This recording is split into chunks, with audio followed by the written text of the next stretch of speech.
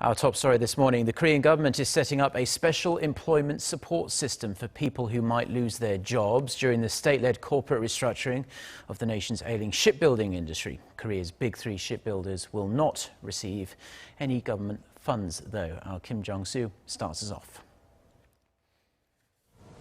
The Ministry of Employment and Labor has finally designated Korea's shipbuilding sector as a special employment support industry after a review process of less than 50 days. The Special Employment Support Program applies to a combined 7,800 companies, which also includes shipbuilding companies and their subcontractors.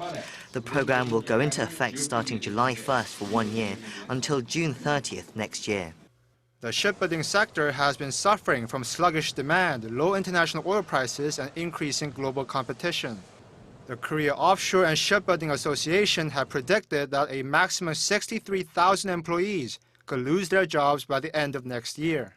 But with today's decision, companies and workers in the shipbuilding sector will receive funds to maintain their workforces, as well as money for job training for re-employment and other employment benefits. The support program is worth 750 billion won, or $640 million, and participant companies will be required to cooperate with a government-directed restructuring program.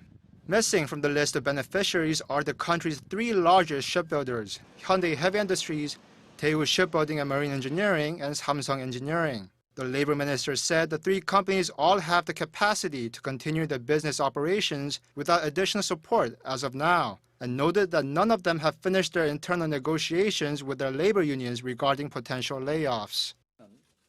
The big three companies are relatively well off compared to the mid-sized companies that are already under court receivership. Also, we think that the big three companies need to agree on a satisfactory self-rescue plan with their labor unions before the government intervenes. Korea's big three shipbuilders reported losses of 6.4 trillion won, or $5.5 billion in offshore plants for 2015 alone. The three companies' labor unions have characterized the government's omission as a punishment directed at averting a massive strike the unions have been organizing to protest the possible layoffs.